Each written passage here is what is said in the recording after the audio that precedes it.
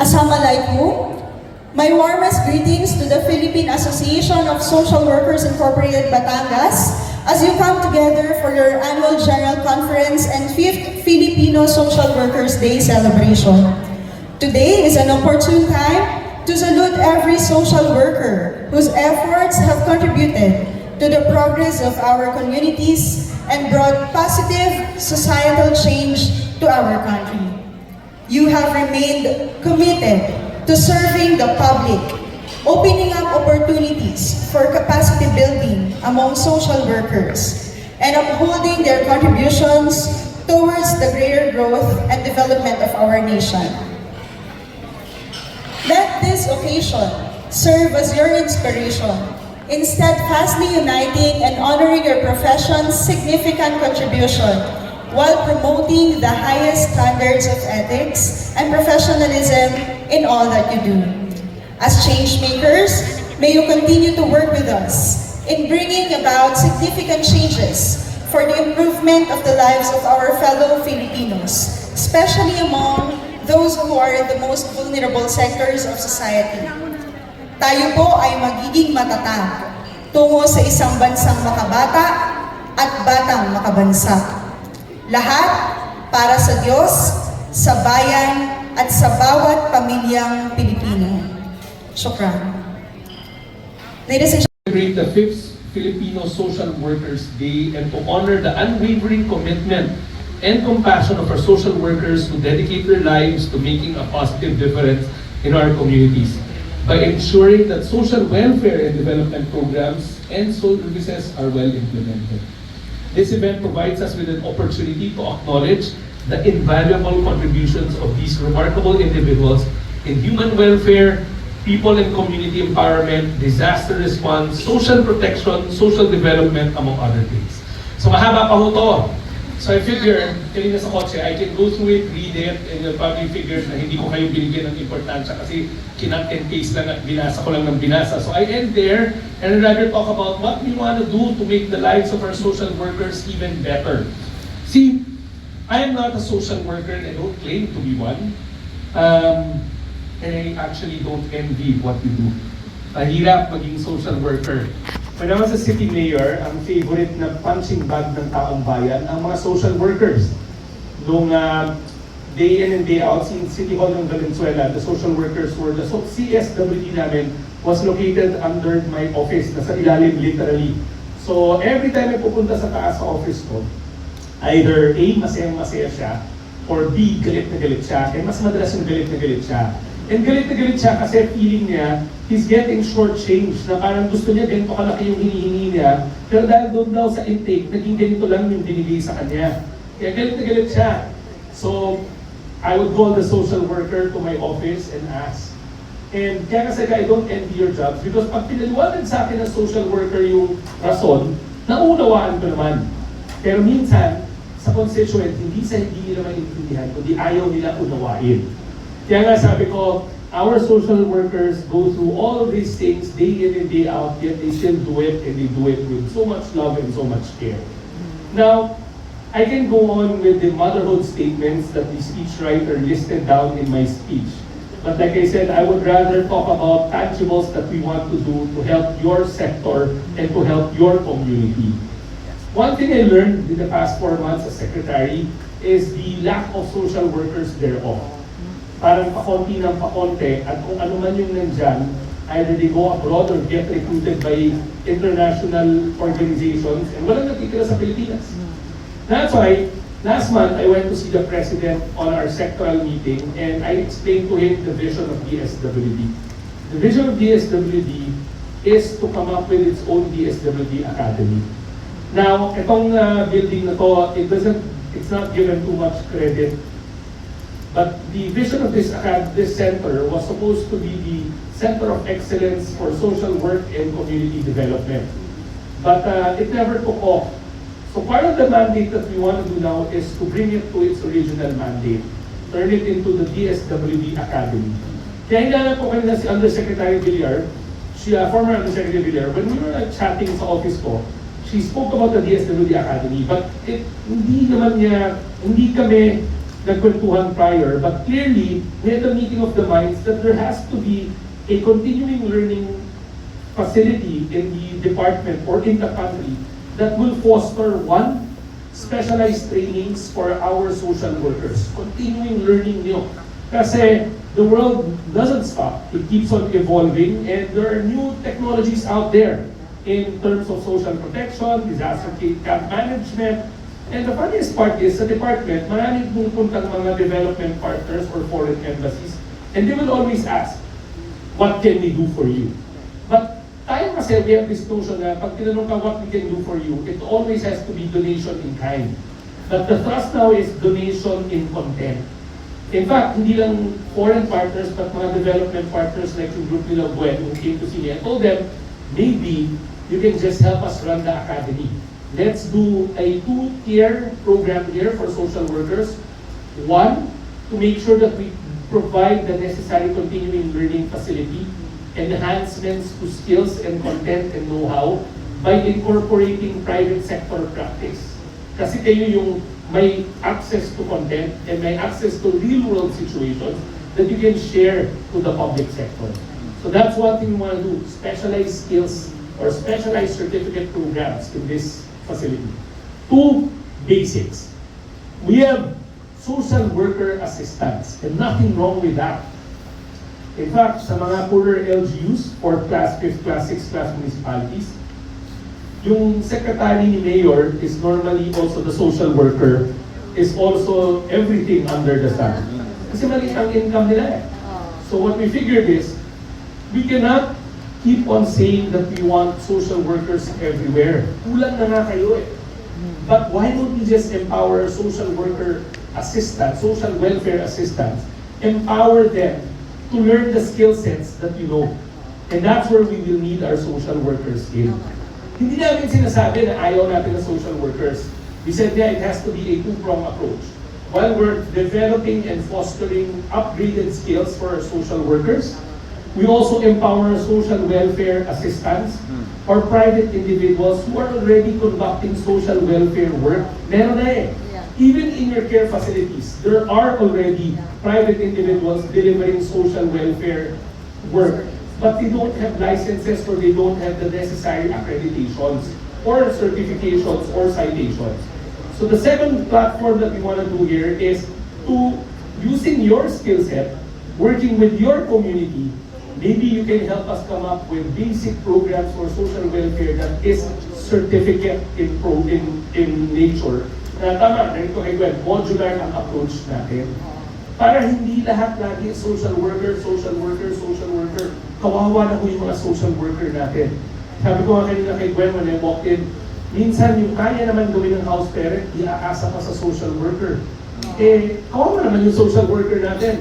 What we had in mind is maybe we can channel whatever social workers we have to the things that really need social workers to produce, to perform. Meron naman talaga, admittedly, like the intake, di ba?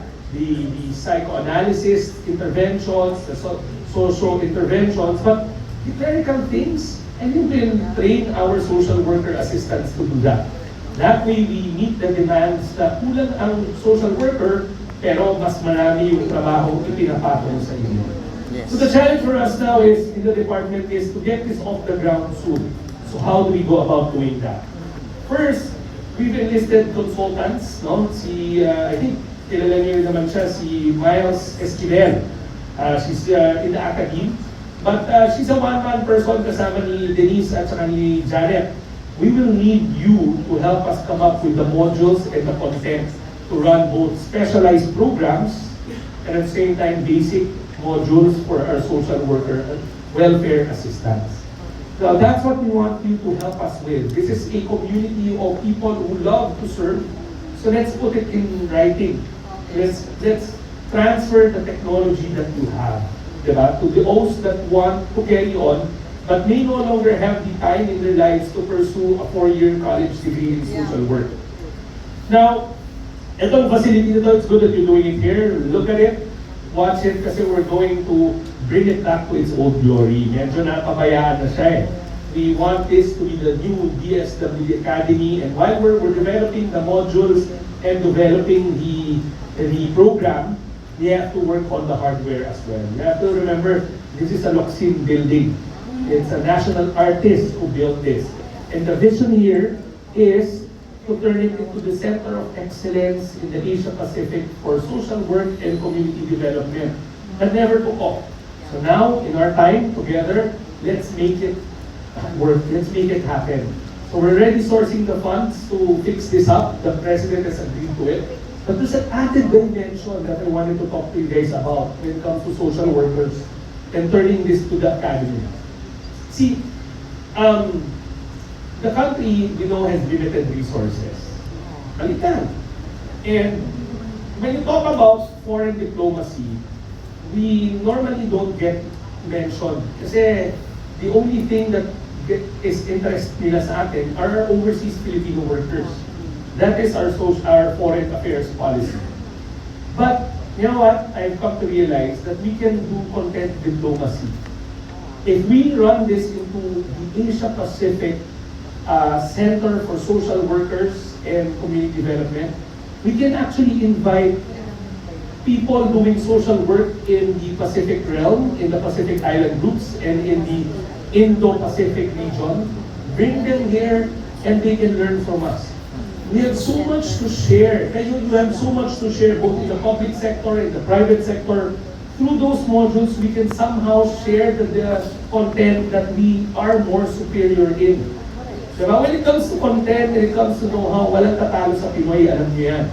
But when we fix this center up, it will serve as a hub not just for us sa Philippines, but maybe through content diplomacy. Diba? We invite those nations who have lesser advanced social work regimes to come here, get trained by Filipino social workers or community development workers, and they go home and they bring that Filipino sense of doing social work to their nations. And that way, one way or another, we've already done our part in social work in terms of diplomacy.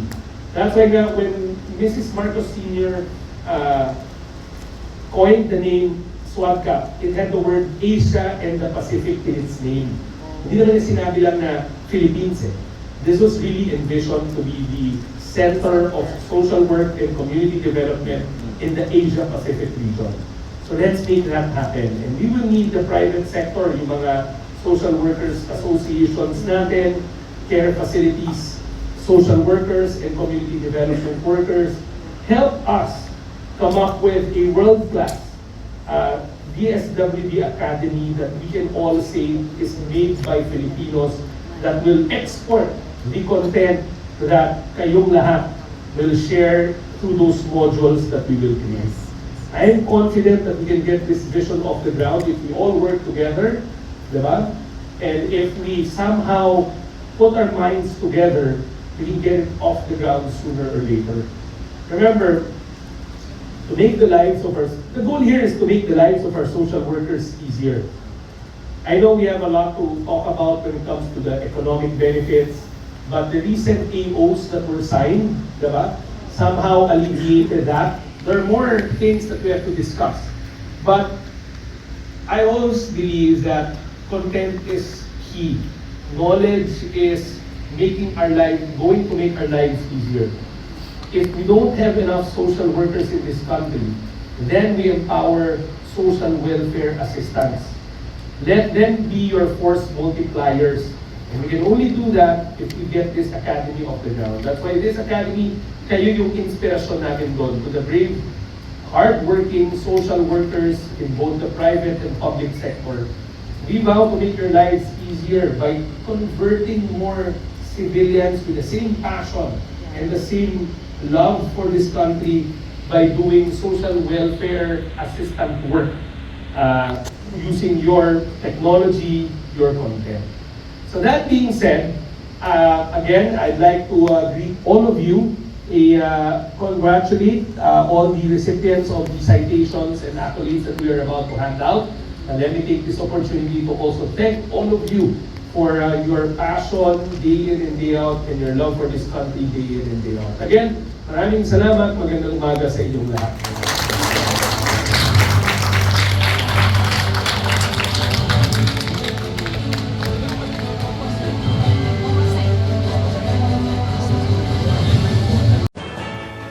Honorable Secretary Rex Gatchalian, Undersecretary for Standards and Capacity Building, USEC Dr. Denise Flores Bragas, Undersecretary for National Housing Targeting System and Pantawid Pamilyang Pilipino Program, USEC Vilma Cabrera, Assistant Secretary for Standards and Capacity Building Group, ASEC Janet Armas,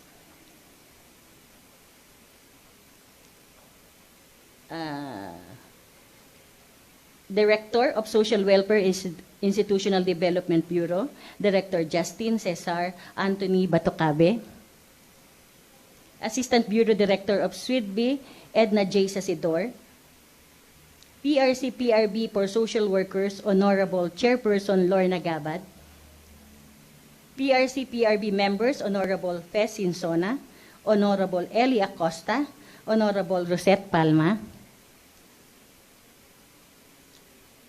former Civil Service Chairperson, Honorable Alicia Bala, former DSWD Undersecretary Florita Villar, fellow members of the ASEAN Social Work Consortium Philippines, led by their presidents and official representatives, PASWI, NASWE, ALSUDOPI, AMSWAPI, DOH League of Social Workers, NCSD, ACAP, PACSWI, ADSWI, ABSNET, distinguished guests, my fellow social workers here, and those who are joining us via Zoom, a pleasant good morning and warmest greetings.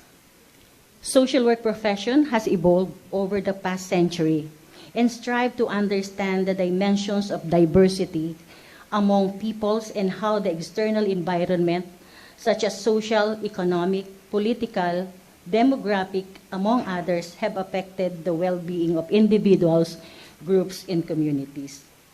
Social workers represent and support people, particularly those in oppressed, vulnerable, and at-risk situations. Social workers perform crucial role in promoting social justice and human rights.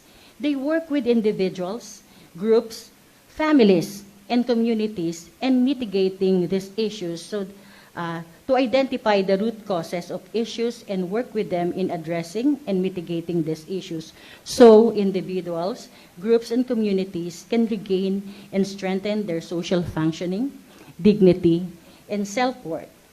Further, social workers perform important roles in nation building, contributing in addressing poverty, inequality, discrimination, and other vulnerabilities brought about by natural and human-induced disasters, conflict, social barriers, among others.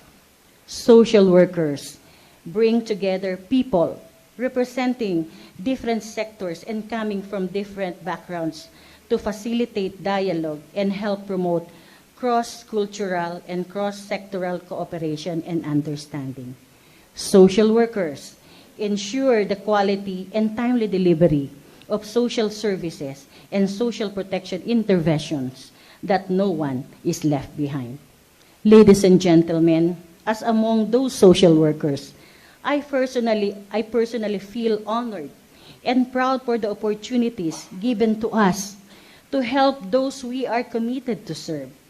I am particularly privileged standing here today, together with my fellow social workers and colleagues in social welfare and development as we celebrate together the Filipino Social Workers Day. Many of you have traveled long distance to be here, and the great effort exerted by the members of associations of the ASEAN Social Work Consortium Philippines to make this all possible serves as a reminder to us all just how significant this celebration is. This consortium, which reflects the goals and aspirations of the ASEAN Social Work Consortium, has become a very important platform in ensuring the advancement of social work practice and education, and consequently promote a more consolidated and harmonized efforts in handling emerging social welfare issues. Working closely and together with our various social work associations, have provided wonderful opportunities to strengthen mechanisms and cooperation to more effective and participatory delivery of service towards achieving common goals on poverty alleviation, human development, social protection, promotion and protection of vulnerable sectors, empowerment, just to name a few. I express my sincere gratitude and appreciation to all social workers who work hard and sacrifice so much to help people, families, communities work through the challenges they face in everyday life, striving to make a difference, positive changes in the lives of others. Today is important to all of us, as today we celebrate our Filipino social workers through perseverance and dedication. The proclamation number 1176 declaring June 19 of every year as Filipino Social Workers Day was issued by President Duterte in 2019, recognizing the crucial role and contribution of social workers in nation building and empowering peoples through delivering multidisciplinary, inclusive, responsive, and quality social services. We thank our partners and everyone here today and across nation for celebrating this momentous event. Let us continue to stand united and stronger for the enhanced recognition of social work as a profession that can help achieve social development, social cohesion, and empowerment of people. Let us continue to build awareness and heighten cooperation and collaboration with other professions and disciplines in other sectors to ensure seamless, complementing, and more impactful delivery of social services and assistance to our people so that no one is left behind. On behalf of the ASEAN Social Work Consortium Philippines, again, I welcome you all to our 2023 Filipino Social Workers Day celebration. Thank you for coming and happy Philippine Social Workers Day. Mabuhay tayong mga gagawang panlipunan. Honorable Provincial Governor, Governor Hermelando Dodo Mandanas. Palapakan po natin si Go. Of course, our President of Philippine Social Workers Association Incorporated, President Roy Lontayaw. Aking kasama sa ASEAN Social Work Consortium, the President of Baswi Batangas Chapter, Ma'am Sonia de Chavez Tribino, the awardees of this occasion, isa-isahin ko na, si Ma'am Joy Montalvo, Dr. Pinaflor Thailand, Ma'am Florita Nasica, and of course, our former boss sa regional office, Ma'am Annie Mendoza. The officers and members of Baswi Batangas Chapter, other guests, and development workers, magandang umaga po sa ating lahat. Pagbati po sa ikalimang taong pagdiriwang ng ating kaarawan bilang magagawang panlipunan Social Workers Day sa Pilipinas. Ang araw na ito po ay napakahalaga para sa ating lahat dahil sa ating pagsisikap na magkaroon ng opisyal na kaarawan ang ating mahal na propesyon at sa pamamagitan ng ating sama-samang pagkilos, dedikasyon, ang Proclamation number 1176 ay naideklara noong June 19, 2019 sa bisa ng lagda ng ating former President Rodrigo Roa Duterte. At simula 2020, ang araw na ito ay ating ginugunita upang kilalanin ang krusyal na mga ginagawa ng ating mga social workers, ang mga contributions ng mga manggagawang panlipunan sa nation building and an empowerment of the people through the delivery of multidisciplinary, inclusive, responsive, and quality social services to our clientele beneficiaries. Ako po at ang aming Regional Director, Dr. Barry Chowa, sampo ng aming kasama sa Regional Office ng DSWD Calabarzon, ay sumasaludo sa bawat isang manggagawang panlipunan na narito ngayon at saan mang social work sittings mula sa iba't ibang bahagi ng probinsya ng Batangas at sa iba't ibang lupalop ng bansang Pilipinas. Social workers perform important roles in addressing poverty, inequality, discrimination, and other vulnerabilities brought about by natural and human-induced disasters, conflict, social barriers, and among others. We social workers bring together the people from various sectors and from different backgrounds and ensures the quality and timely delivery of social services and social protection interventions. Marami na pong beses nagawa natin yan dito sa ating mahal na probinsya ng Batangas. Noong panahon po ng taal, panahon ng COVID, panahon po ng iba't ibang mga emergency dito sa Batangas, ang social workers po ay walang sawa sa pagbibigay serbisyo sa ating mga kababayan dito sa ating Batangas. Palakpakan po natin ang mga social workers dito.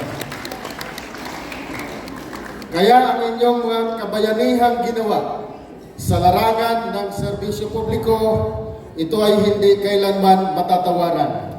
Ang ating mga sakripisyo, dedikasyon, katapatan sa mga tungkuling nakaatang sa ating mga balikat, patuloy na binibigyan ng pansin, mapaglingkuran lamang ang mahal nating kababayan dito sa ating magiting na Batangas. I express my sincere gratitude and appreciation for all the hard work in helping our people, families, and communities in need of intervention, especially during the Taal volcanic eruption, COVID-19, at marami pang ibang mga challenges.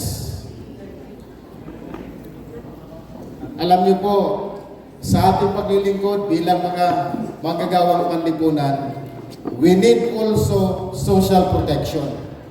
Diba? Tumutulong tayo sa mga kapatiran nating mga nangangailangan ng tulong.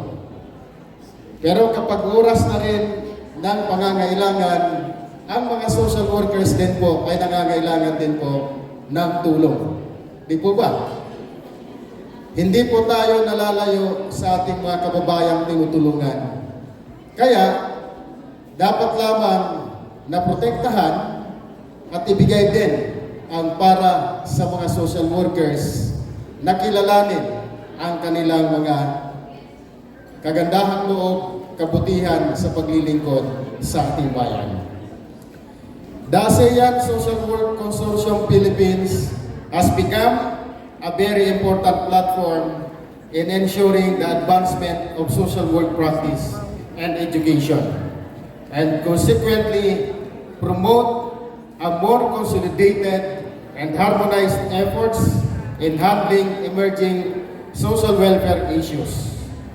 Working closely and together with our various social work associations have provided wonderful opportunities to strengthen mechanisms and cooperation to more effective and participatory delivery of social service towards achieving common goals on poverty alleviation, human development, social protection, promotion, and protection of vulnerable sectors and empowerment.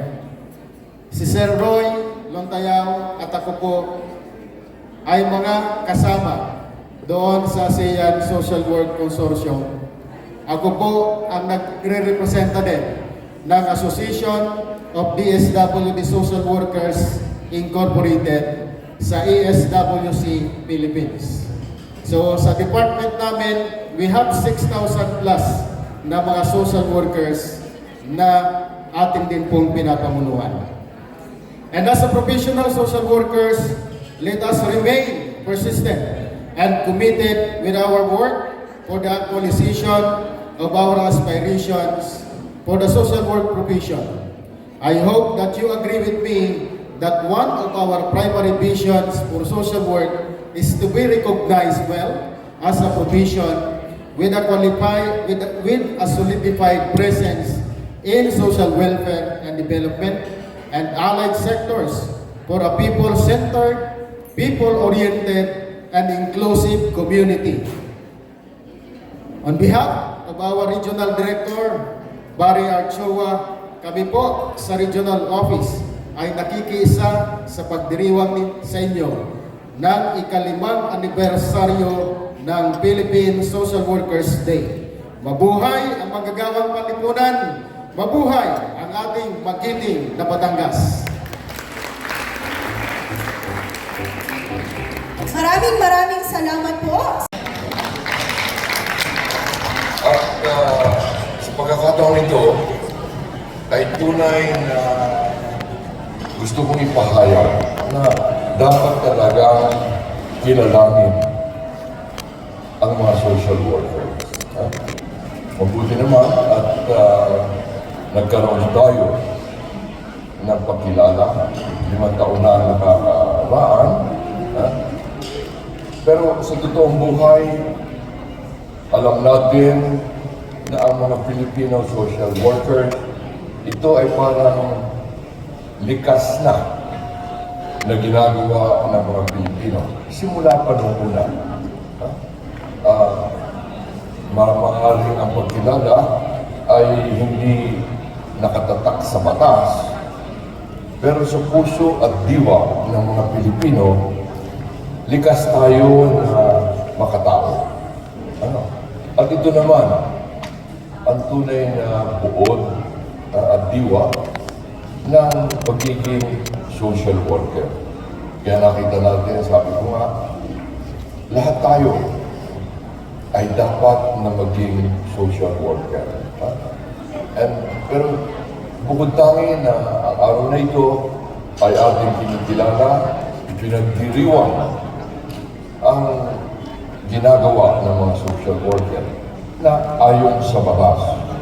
Pero mas mahalaga, uulitin ko, yung likas nating pagkilala at pasasalamat. Dahil alam natin na tayo, lagi ko sinasabi tayo, dahil ito ay hindi lamang ika-5 taon.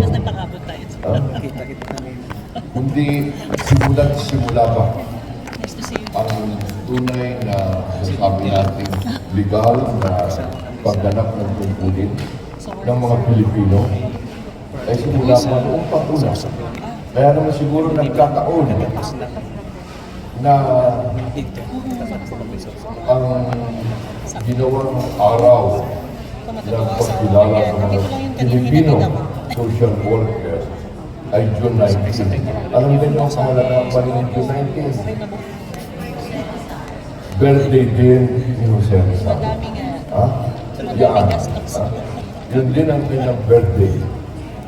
Nagkataon ng dugo. Serve as partners in the provision of technical assistance to the social welfare and development intermediaries and of course our other stakeholders. Now that let's wait for the others to finish the signing. So ayan na, finally na-forge na po ang ating partnership and commitment. Now, the memorandum of understanding of the may we request our principals to please stand up and raise the MOU before your chin for our photo documentation.